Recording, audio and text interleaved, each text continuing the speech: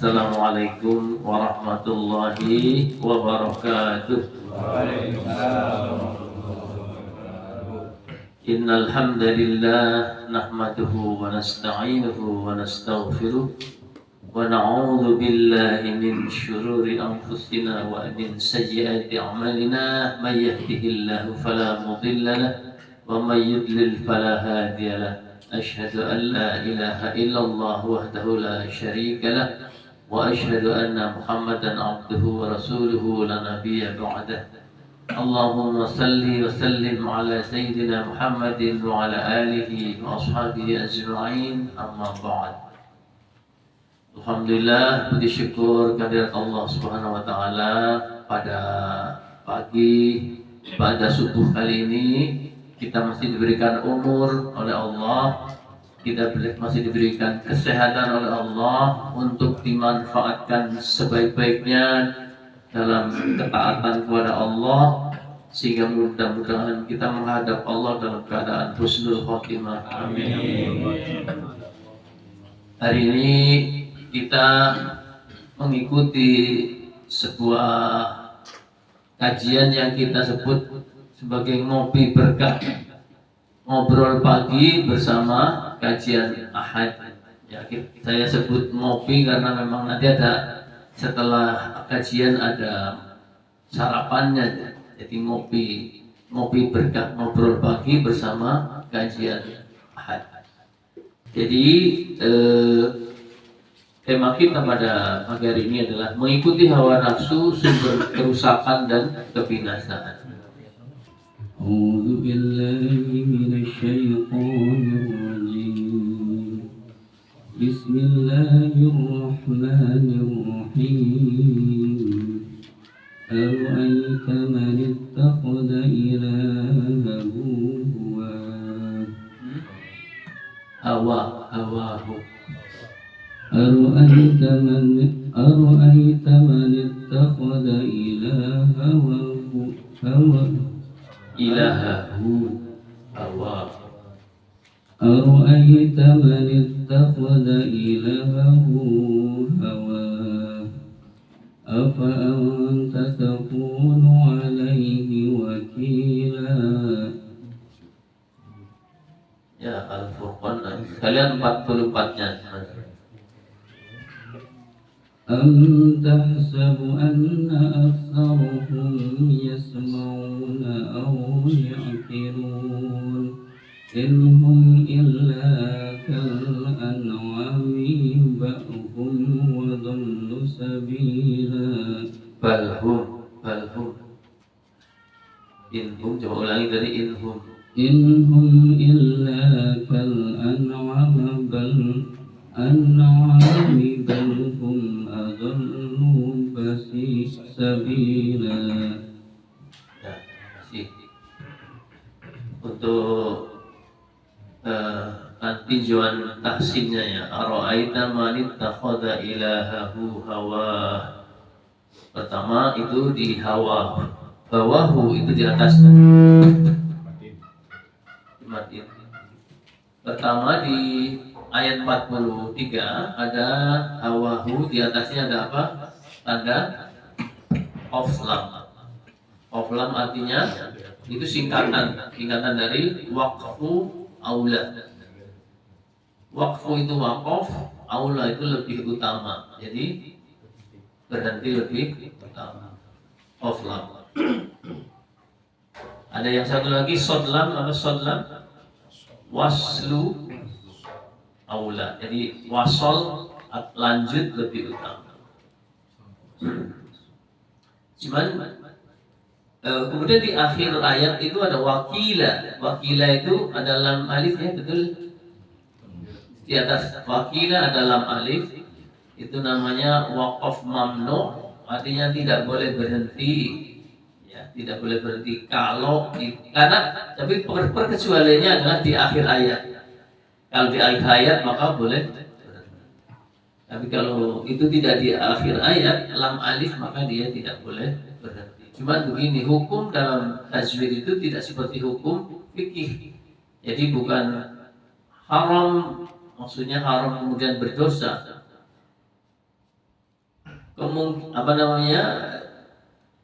yang memungkinkan untuk berdosa ketika baca Al-Quran adalah ketika mengubah makna. Makanya kalau itu pun juga tergantung dari niatannya. Kalau disengaja ya, kalau memang tidak tahu ya, insya Allah karena tidak tahu diampuni ya.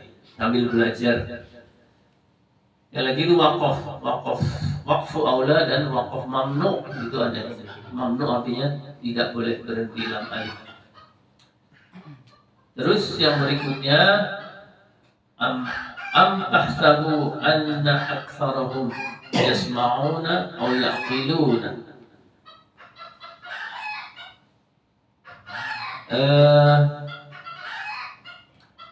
Kalau am tahsabu anna nun ditasdid dibacanya gimana? Nun ditasdid dibaca apa? Dibaca seperti apa? Nun ditasdid mendengung, bacaan gunnah.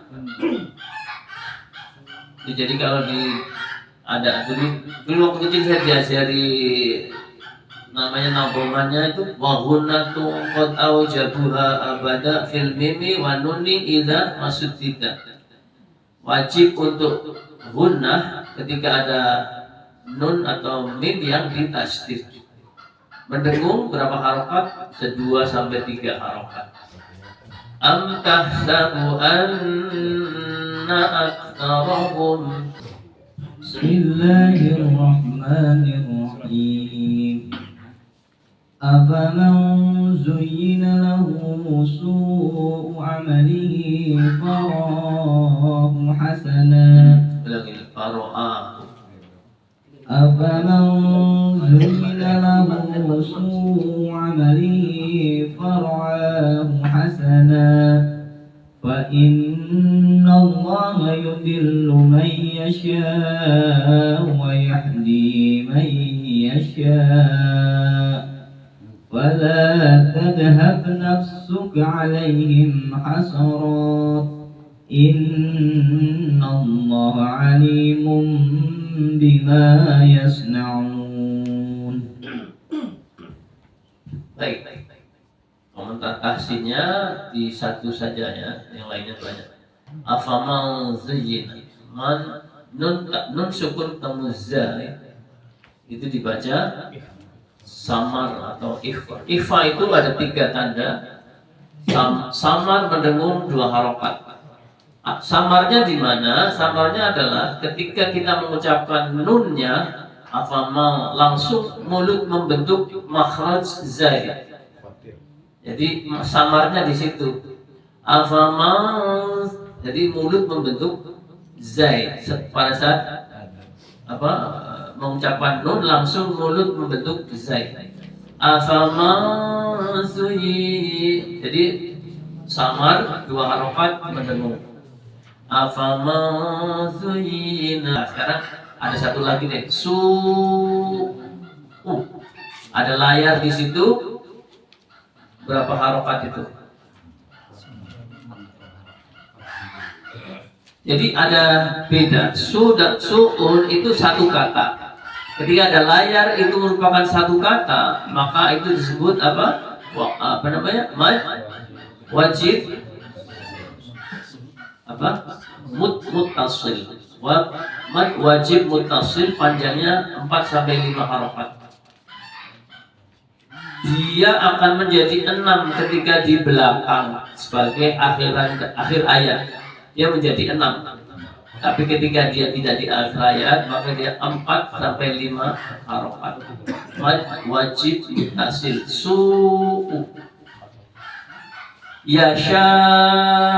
Nah itu yasha'u may yasha'u yang ada shad lam.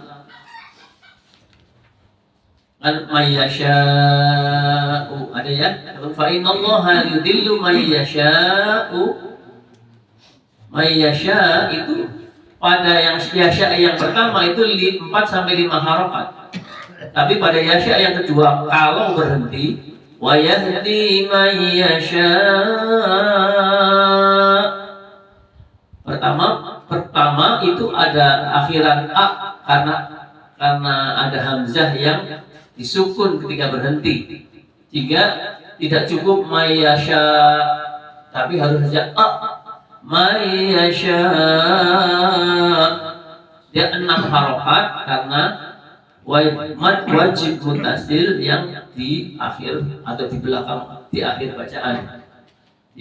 أعوذ بالله من الشيطان الرجيم بسم الله الرحمن الرحيم فلا يصدنك عنها من لا يؤمن بها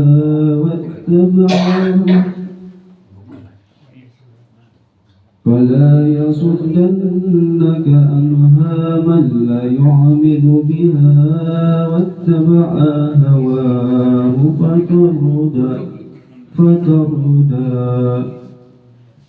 Ya, terima kasih. Ini tidak kita komentari ya. Yang berikutnya, A'udzu billahi minasyaitonir rajim. Bismillahirrahmanirrahim. Wa amma man khafa maqama rabbih wa nahan nafsa 'anil hawa fa innal jannata hiyal ma'wa. innal jannata. فإن الجنة هي المأوى. Itu ma'wa itu hawa dan ma'wa berapa harokat panjang? Itu tidak ada alasan buat 6. Jadi itu dia 2 harokat. Yang itu kan mad asli. Jadi 6 harokat itu kalau misalnya begini, 6 harokat itu ketika namanya mad arid li sukun. Contohnya siapa ya? Misalnya Bismillahirrahmanirrahim. Bismillahirrahmanirrahim kan ha ya nun ha ya mim. Ar-Rahim itu boleh 2 sampai 6 harokat. Namanya mad arid li sukun. Jadi ada ya sebagai mad tabi'i atau mad asli, kemudian ada nun yang disukun ketika dibaca. Mim. Bismillahirrahmanirrahim. Boleh ngambil 2, boleh ngambil 4, boleh ngambil 6. Bismillahirrahmanirrahim. Tapi kalau misalnya dia dilanjut, maka panjangnya 2 harokat saja. Misalnya disambung dengan alhamdulillah. Bismillahirrahmanirrahim. Alhamdulillah. Itu komentar taksinya. Mari kita bahas satu-satu. Pertama dari ayat. Rupanya kita nggak mungkin secara detail membahas nahwunya ya, karena waktunya sudah jam 6 kurang. Kita baca. Jadi kita hari ini membahas temanya adalah mengikuti hawa nafsu sumber kerusakan dan kebinasaan. Kita baca ara'aita man ittakhadha ilahahu hawa afa anta takunu alaihi wakila. Ara'aita itu ada 3 kata. Ro'a ta. Ro'a itu fi'il apa? Fi'il madhi atau kata kerja lampau. Kata kerja mudhari'nya adalah yara. Ro'a yara. Apakah? Ro'a melihat. Engkau. Apakah engkau melihat atau telah melihat? Ara'aita. Jadi kalau bertanya namanya harful istifham itu bisa pakai a. Misalnya kita bertanya, apakah engkau Ahmad? A'anta Ahmad? A'anta apa namanya? A'anta ya Nidra. A'anta Nidra. Jadi cukup dengan a. Makanya kita hati-hati bapak-bapak ketika kita mengucapkan Allahu Akbar, a-nya nggak boleh panjang. Hanya pada saat ngimami ya. Kan ada saya dengar Allah itu jadi pertanyaan, apakah Allah Maha Besar? Kalau kita ngimami pakai Allah, kan kadang-kadang dari duduk kepada berdiri atau dari berdiri dari berdiri ke sujud itu kadang-kadang panjang, Allah nggak boleh. Karena itu kan jadi Allah, itu jadi pertanyaan, apakah Allah? Di harful istifham apakah engkau melihat? Maksudnya Nabi Muhammad, apakah engkau melihat? Siapa atau orang yang ittakhadha, yang menjadikan, ya, yang mengambil, ittakhadha menjadikan, mengambil, ilahahu sesembahannya sebagai sesembahannya, hawahu itu hawa nafsunya.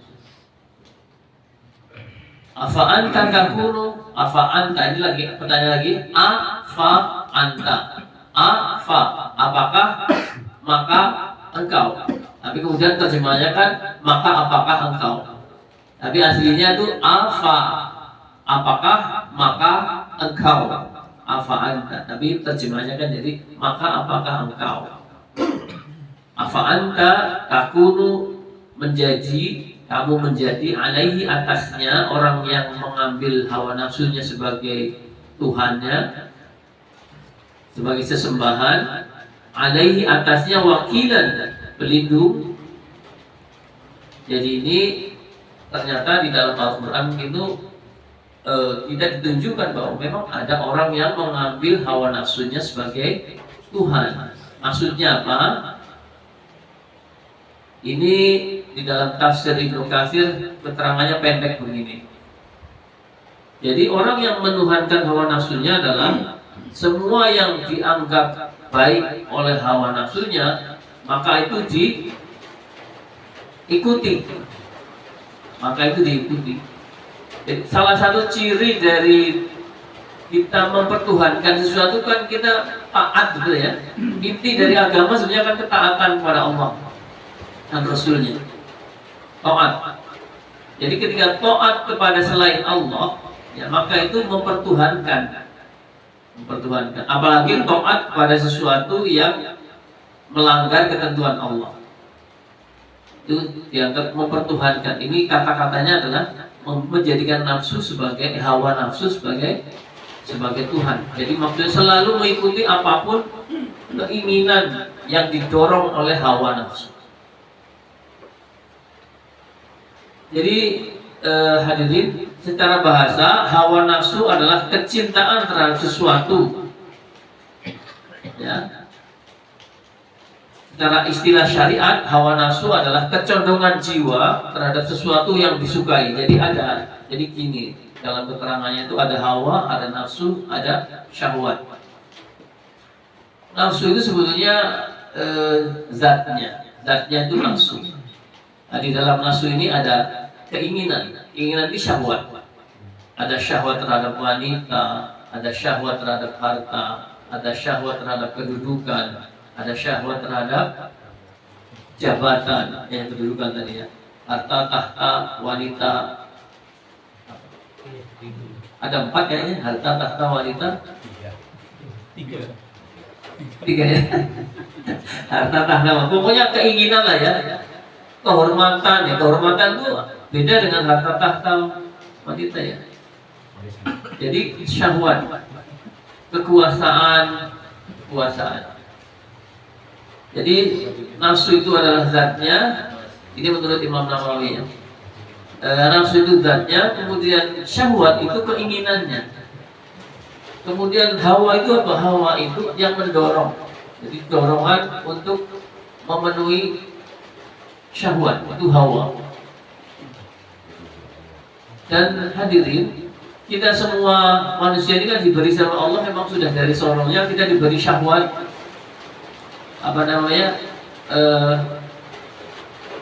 Dan syahwat itu ada yang kalau dipenuhi dengan sesuai syariat, maka itu jadi ibadah. Contohnya apa? Contohnya berhubungan suami istri, berhubungan dengan laki, perempuan dan laki-laki. Kalau itu diselenggarakan sesuai syariat, maka itu jadi ibadah, misalnya dengan nikah. Tapi syahwat kalau disalurkan tidak dengan istrinya, nah itu kan jadi dosa. Dan intinya tadi ya, jadi syahwat itu adalah dorongan untuk memenuhi keinginan. Nafsu sendiri itu zatnya. Di dalam nafsu ada syahwat, keinginan-keinginan yang banyak. Terus berikutnya, mengapa manusia itu cenderung mengikuti hawa nafsunya? Yang pertama karena memang oleh Allah diberikan tadi syahwat, keinginan. Kan zuyyina lin-nasi hubbus syahawati minan nisa'i wal banina wal qanatiril muqantarati minadh dhahabi wal fiddah wal khairil musawwamati wal an'ami wal harth. Jadi keinginan manusia itu sudah diciptakan oleh Allah memang begitu, pada wanita, pada anak-anak, pada harta dan lain-lain sebagainya. Pertama itu kita punya potensi itu. Yang kedua, memang ada setan yang dalam bahasa yang Quran yang Al-Fatir ayat 8 itu, afaman zuyyina, perhatikan, afaman zuyyina. Apakah, fa maka, man orang, siapa ya, apakah orang, afaman zuyyina lahu su'u amalihi far'ahu hasanan fa innallaha la yudillu man yasha'u. Maka apakah orang zuyyina itu bentuk pasif, asalnya dari zayana membaguskan, menghiasi, memperindah. Yuzayinu, jazatu fil mati yuzayinu.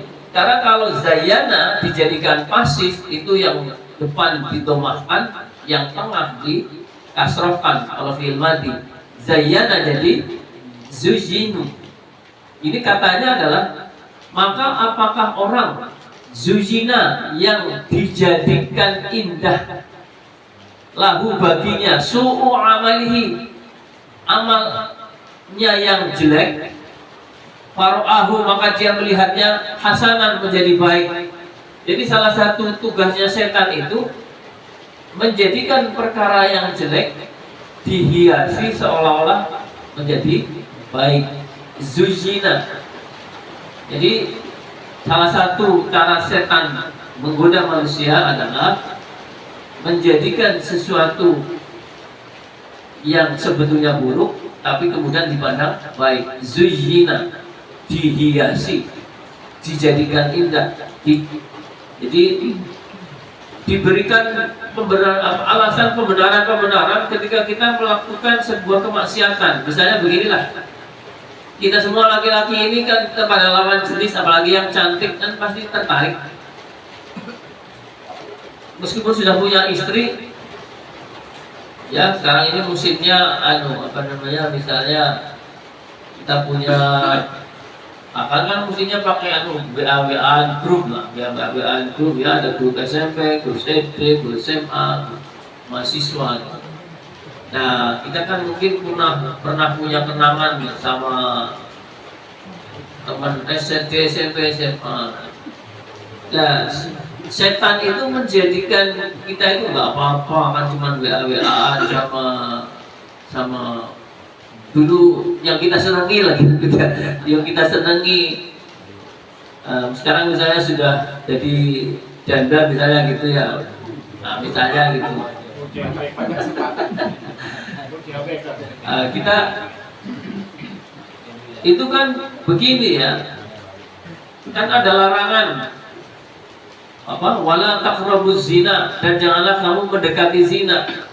Yang disebut mendekati zina itu adalah mulai dari apapun yang kemudian itu nanti dalam proses kemudian menjadi zina, mulai dari bertatap-tatapan, ber-WA-WA-an. Jadi sebetulnya nggak boleh kalau kita apalagi dengan istri orang ya, dengan janda saja, kalau tidak dengan maksud untuk menikahi gitu kan, nggak boleh main-main. main-main ya, sekedar meluapkan tadi syahwat keinginan untuk bermesra-mesraan. Kan memang kadang ya memang enak gitu kan, memang enak kan bermesra-mesraan sama orang lain gitu. Yang bukan istri kita, karena sesuai syahwat. Dan setan menjadikan itu indah. Ada lagi itu dosa yang indah gitu kan. Dosa yang indah, istilahnya anak sekarang. Jadi kenapa bapak-bapak kita itu cenderung untuk mengikuti hawa nafsu? Pertama karena memang kita punya syahwat yang memang cenderung kita menginginkan. Kita kan memang menginginkan itu dengan lain jenis. Kemudian ada setan yang membuat ngipas-ngipasin bahwa itu ayo itu apalah, nggak apa-apa, cuman gitu aja gitu kan, begitu saja. Nanti dengan istighfar aja kan sudah, dosa kecil dengan istighfar saja kan hilang.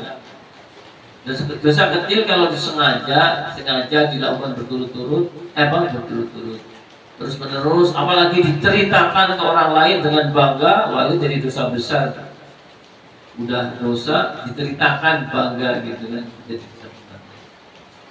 Jadi kemudian ini terkait dengan tadi setan ya. Jadi menurut Imam Ghazali itu memang pintu masuk setan itu kepada nafsu. Selain ya nafsu itu sebetulnya kan kalau secara singkat itu ada 3 penggolongannya. Kemudian nanti di kitab tasawuf itu dibedakan ya. Tapi sebenarnya ada 3 yang secara umum ya, secara garis besar. Yang pertama adalah nafsu amarah. Nafsu amarah itu adalah emosi. Kemudian nafsu lawamah yang cenderung kepada keburukan, kemaksiatan.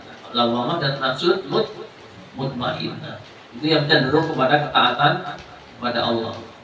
Jadi menurut Imam Ghazali, maka nafsu merupakan pintu masuk bagi setan. Nafsu atau keinginan yang tadi yang syahwat macam-macam itu. Ya, Al-Ghazali mengabarkan ini dalam kitab Ihya Ulumuddin ya, bahwa nafsu adalah alat yang sering digunakan oleh setan untuk mengarahkan manusia pada tindakan yang menyimpang dari jalan kebenaran. Ya kalau godaannya laki-laki biasanya ya wanita. Maka tadi saya sampaikan bahwa alat akrobusina itu sebetulnya kan mulai dari pandangannya. Pandangan yang pertama kan halal, yang berikutnya kan nggak boleh. Tapi kalau ada alasan pertama tapi lama, apa ya? Pertama tapi lama gitu.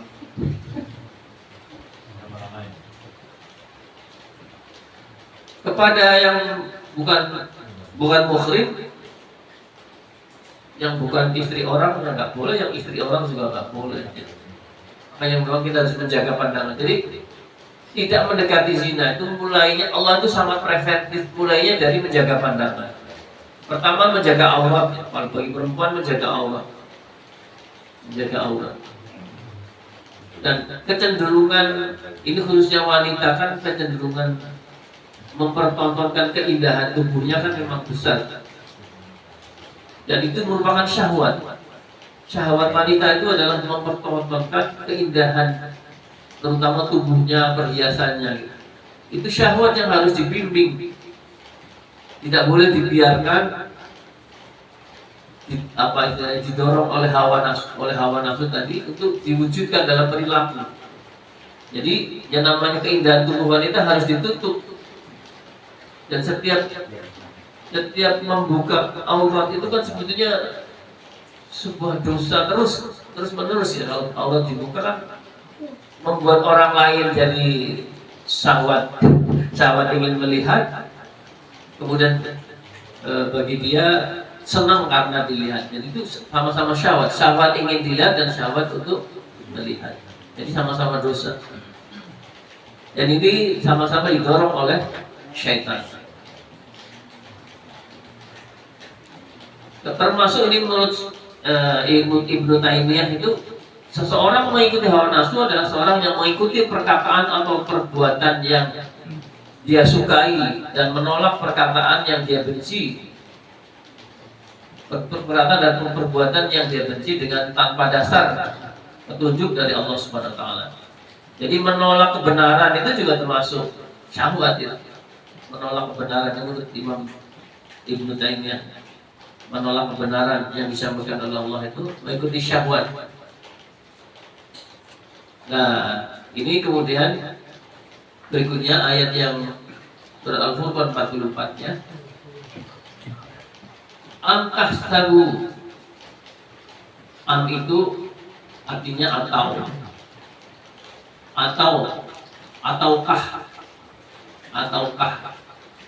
am ataukah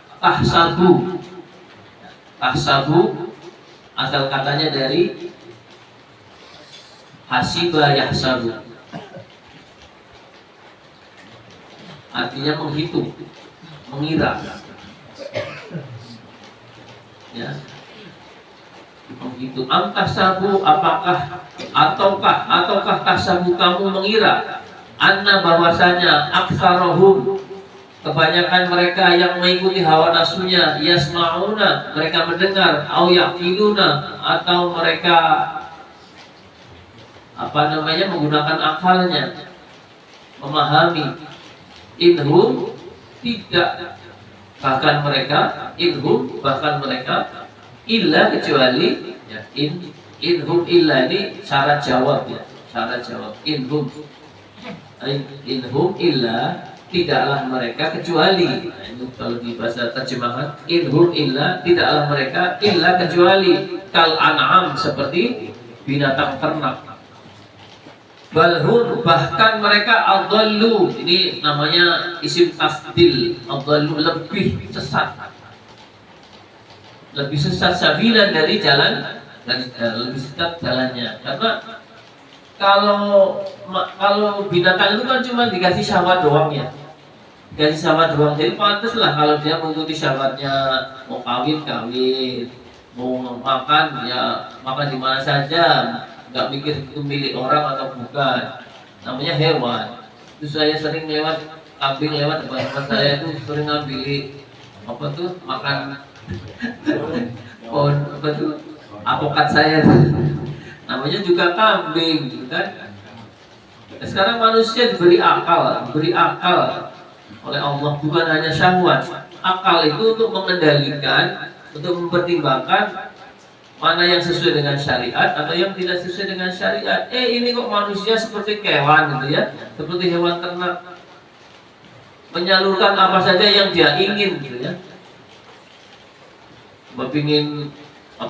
Pingin berhubungan seks ya, tempat lokalisasi gitu kan, bisa gitu kan. Ingin apa lagi, ingin banyak uang ya, yang mudah misalnya gitu ya, yang mudah apalah, nipu lah apalah gitu kan, nipu, nyolong apalagi. Jadi kalau melakukan sesuatu hanya menyalurkan dengan syahwatnya tanpa mempertimbangkan akalnya, mempertimbangkan benar salah, maka itu lebih jelek dari binatang ternak. Karena binatang ternak atau hewan itu tidak dikasih akal, sehingga dia syahwat ya salurin aja gitu kan, mau di mana boleh. Nah, sekarang kalau kita buang sampah sembarangan itu ya mirip-mirip gitulah. Ya, buang sampah sembarangan itu kan kita punya akal. Kalau buang sampah itu, saya lihat di jalan Tajul yang ke bawah itu, masya Allah, tinggal di jalan tiap hari itu saya lihat tumpukin sampah. Itu kita nggak mikir buang sampah sembarangan itu masuk perilaku hewan gitu kan, yang berdosa itu. Kan hewan itu kan mau buang kotoran, kayak kambing itu kan kemana aja, ya mau lewat di mana terus, ayam juga terus gitu kan. Jadi kalau kita buang sampah sembarangan itu sama dengan buang kotoran sembarangan seperti hewan gitu ya. Ya kalau yang pernah begitu ya istighfar dan berhentilah ya. Saya dulu pernah di kampung di Bandung itu, di kampung, jadi nggak ada yang ngambil sampah, terus ditawari sampah. Maka saya nitip sampah ke perumahan. Ada yang nawari, enggak Pak, biar saya yang buangin. Terus buangnya di mana Pak? Di sungai. Oh ya Allah, jangan Pak. Ditawari tapi baunya di sungai. Jadi kita punya akal itu dipakai untuk mempertimbangkan ini. Kalau keinginan saya begini, itu menurut syariat benar enggak? Terus menurut apa namanya, bagi manusia bermanfaat atau menimbulkan madharat atau tidak? Jadi kalau menimbulkan madharat bagi orang lain, itu kan itu tidak sesuai dengan Al-Quran. Intinya apapun, termasuk ini ya, mohon maaf yang merokok ini ya, yang merokok ya. Kalau merokok ya jangan mengenai orang lain, jadi minggir-minggir lah gitu ya, karena dia jadi memberi madharat ke orang lain. Tapi kalau di pertemuan memang sama-sama setuju merokok ya monggo lah. Tapi kalau misalnya enggak, ya lebih baik begitu, karena kita harus jujur pada diri kita, meskipun ada perbedaan pendapat di kalangan ulama bahwa khususnya di kalangan ulama Nahdliyin kan memang makruh saja ya, makruh. Jadi kalau misalnya kita memberi madharat ke orang lain kan kita harus jujur bahwa itu tidak boleh memberi madharat meskipun hanya sekedar asap. Ya madharat bagi diri kita ya monggo dinikmati sendiri, tapi apalagi anak kita kan ya, apalagi anak kita dari kita gitu. Jadi ya itulah, jadi jangan memberi madharat ke orang lain, karena akal ini untuk mempertimbangkan apakah perbuatan kita baik atau buruk dengan syariat. Jadi ini sebutan bagi orang yang memperturutkan hawa nafsunya, syahwat dituruti gitu aja kan, ingin begini ya ingin begitu ya turuti saja tanpa mempertimbangkan akal ya, jadi kayak hewan. Kemudian berikutnya, menuruti hawa nafsu itu membawa kebinasaan. Jadi surat Thaha ayat 16. A'udzubillahi minasyaitonir rajim. Fala yasuddannaka 'anha man la yu'minu biha wattaba'a hawahu fatarda. Fala yasuddannaka, fala maka janganlah. Yasuddannaka itu ada yasuddu, aslinya itu yasuddu. Sodda yasuddu. Sodda anhu artinya berpaling atau memalingkan, memalingkan. Sodda yasuddu.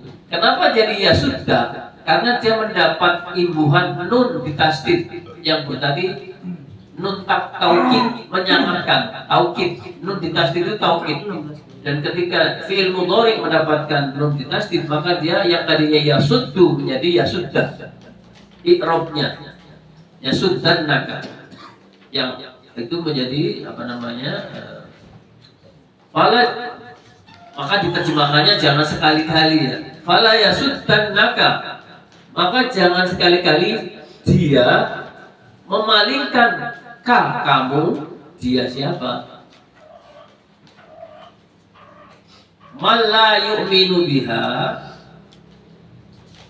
orang-orang yang tidak beriman kepadanya, wattaba'a hawa, dan orang yang mengikuti hawa nafsunya, fatarda ya. Fatarda itu aslinya dari rodia sama yarda. Rodia bukan yang roda tapi rodia yarda artinya binasa. Jadi janganlah sekali-kali kamu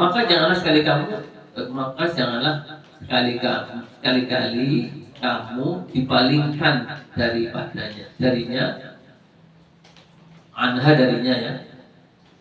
Sebetulnya kalau terjemahan aslinya bukan pasif ini. Janganlah dia memalingkan kamu anha daripadanya. Malla yu'minu, orang yang tidak beriman kepadanya. Jadi pelaku fa'ilnya adalah orang yang tidak beriman. Janganlah kamu dipalingkan adalah orang yang tidak beriman, orang yang mengikuti hawa nafsunya, yang menyebabkan kamu jadi binasa. Fatarda, maka kamu binasa. Jadi akibat dari orang mengikuti hawa nafsunya itu pasti binasa. Nah, binasa di dunia itu macam-macam. Kalau rumah tangga ya bisa jadi berantakan.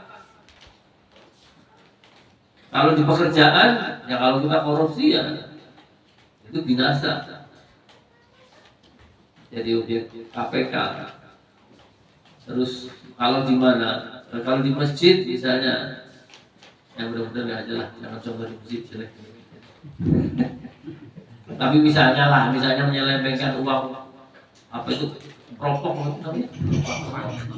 Ya, uang titipan amanah, uang amanah ya. Ya pasti binasa. Binasanya apa? Yang mungkin dia diberhentikan dari PTKM, kemudian jadi dikucilkan, jadi malu seumur hidup. Pasti binasa dalam dunia dan apalagi di akhirat. Binasa ini fatal dari dia dan di akhirat. Maka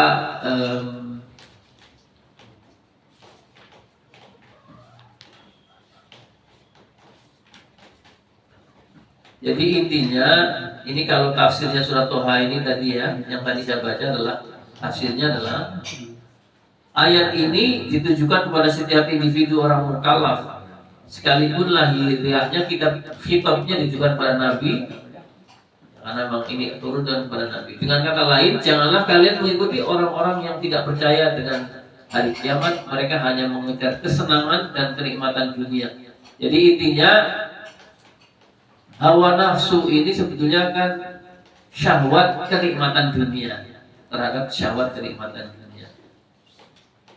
Maka barang siapa mengikuti jejak mereka, sudah dia telah merugi dan kecewa. Jadi di dunia jadi binasa, di akhirat juga jadi binasa. Kemudian ada sabda Nabi SAW ini dari riwayat sahabat Anas, Ibnu Abbas, Abu Hurairah dan lain-lain banyak. Kalimatnya begini. Ini dari hadis ya. 3 perkara yang membinasakan dan 3 perkara yang menyelamatkan. Adapun 3 perkara yang membinasakan adalah kebakhilan dan kerakusan yang ditaati. Kebakhilan dan kerakusan yang ditaati. Kemudian hawa nafsu yang diikuti. Dan seseorang yang membanggakan diri sendiri, yang membinasakannya. Kerakusan, kebakhilan yang ditaati, hawa nafsu yang diikuti, dan seorang yang membanggakan diri. 3 perkara yang menyelamatkan adalah takut kepada Allah di waktu sendirian dan dilihat orang banyak, sederhana di waktu kekurangan dan kecukupan, dan berkata dan berbuat adil di waktu marah dan ridho. Ini jadi salah satu dari yang membuat manusia binasa adalah hawa nafsu yang diikuti. Yang ayat terakhir An-Naziat 40-41, ternyata orang yang masuk surga itu adalah yang berhasil menahan hawa nafsunya. Wa amma man khofa, wa amma dan adapun man orang khofa yang takut maqama rabbih, maqam itu kedudukan ya. Atau di sini terjemahannya di takwilnya adalah kebesaran. Wa amma man khofa, dan barang siapa takut maqama, maqam kedudukan, tapi di sini tafsirnya adalah kebesaran Tuhannya. Wa nahan nafsa, dan menahan dari nafsu, hawa nafsu. Menahan nafsa dan menahan diri. Jadi nafsu itu kadang-kadang artinya diri, ya kadang-kadang nafsu. Menahan nafsa dan menahan diri anil hawa, dari hawa nafsunya. Jadi fa innal jannata, maka sesungguhnya syurga dia adalah dia al-ma'wa, tempat tinggal. Ma'wa itu tempat tinggal. Jadi orang yang takut pada Tuhannya kemudian menahan hawa nafsunya, artinya kita memang nggak mungkin tidak punya hawa nafsu, karena itu bermanfaat ketika disalurkan sesuai dengan syariat. Menahan, makanya intinya puasa itu ya menahan, intinya takwa itu ya menahan. Menahan apa? Menahan untuk tidak melakukan hal yang dilarang oleh Allah. Kemudian jadi menahan diri ini, atau kalau dipuasakan imsak, al-imsak an syai'in, menahan dari sesuatu. Sabar itu yang menahan diri supaya tetap dalam ketaatan. Jadi intinya orang hidup itu yang membuat kita selamat itu menahan diri. Dipikir ya, kalau mau berbuat sesuatu dipikir ini hasilnya menjadi baik atau menjadi buruk, ini dilarang atau enggak, ini haram atau halal. Jadi kita kita harus selalu berpikir begitu ya ketika dalam kehidupan. Jadi orang yang masuk surga adalah yang takut pada Tuhan dan bisa menahan hawa nafsu. Ini hadis dari Bukhari dan Muslim dari Abu Hurairah bahwa Rasulullah SAW bersabda, neraka itu dikelilingi dengan berbagai kesenangan dan ini bahasa aslinya bisyahwat. Hubibatin naru bisyahwat, syahwat, dengan keinginan kenikmatan duniawi. Jadi neraka dikelilingi dengan berbagai kesenangan. Wa hubibatil jannatu bil makarihi, dan dikelilingi atau tertutup surga itu dengan berbagai hal yang dibenci ya. Taklim itu kan kita benci ya. Sholat subuh itu kita ya benci, itu ya kan secara manusiawi. Masih enak-enak tidur kan harus bangun. Minggu-minggu kan enaknya macal kumpul lagi. Tapi kalau harus taklim juga kan nggak nyaman. Jadi puasa itu ya secara manusiawi itu ya kita nggak senang. Sholat itu ya apalagi di masjid jamaah secara manusiawi ya nggak senang. Tapi hal-hal yang sesuai syahwat itu kita senang. Jadi ya kalau kita mau neraka ya kita turuti semua hawa nafsu kita. Tapi kalau kita mau surga ya nahan nafsu 'anil hawa. Jadi sekali lagi neraka itu dikelilingi dengan berbagai syahwat dan surga dikelilingi atau ditutup dengan berbagai hal yang dibenci. Ini terakhir dari Al-Ghazali dalam kitab Ihya Ulumuddin, beberapa langkah praktis mengatasi hawa nafsu. Pertama, meningkatkan kesadaran diri ya dengan memanfaatkan akal ya. Kemudian yang kedua adalah bertafakur dan berzikir. Yang muhasabah, berzikir. Karena setiap saat kan kita digoda sama setan ya, was-was untuk berbuat jelek ya. Jadi maka kita tidak boleh berputus dengan zikir. Zikir itu menjadikan kita teringat kepada Allah, takut kepada siksanya, takut kalau berbuat, takut misalnya pas berbuat jelek itu dicabut nyawanya misalnya gitu kan. Itu takut yang baik, takut kalau pas berbuat jelek itu dicabut nyawanya. Jadi yang kedua adalah bertafakur dan berzikir. Berzikir menurut Imam Nawawi itu bukan hanya dengan lisan dan hati, tapi juga berzikir itu melakukan amal karena Allah itu juga berzikir. Kemudian yang ketiga berpuasa, karena puasa merupakan latihan yang efektif mengendalikan hawa nafsu. Yang keempat belajar dan mencari ilmu supaya kita mengerti ya untuk memperkuat iman. Jadi iman itu sebetulnya juga sejalan dengan ilmu. Kalau ilmunya tidak nambah-nambah ya imannya jadi nggak nambah-nambah. Maka kita tambahin. Berkumpul dengan orang soleh. Mudah-mudahan berkumpulnya kita dengan orang soleh itu pengaruhnya baik bagi kita. Kira-kira begitu yang dapat kita bahas pada pagi hari ini. Mudah-mudahan bermanfaat bagi kita semua, bagi saya dan bagi hadirin sekalian. Ini sudah siang, tidak perlu ada tanya jawab ya. Takutnya nanti ada yang pada perlu. Kita akhiri. Subhanakallahumma wa bihamdika asyhadu an la ilaha illa anta astaghfiruka wa atubu ilaik. Alhamdulillahirabbil alamin. Assalamualaikum warahmatullahi wabarakatuh.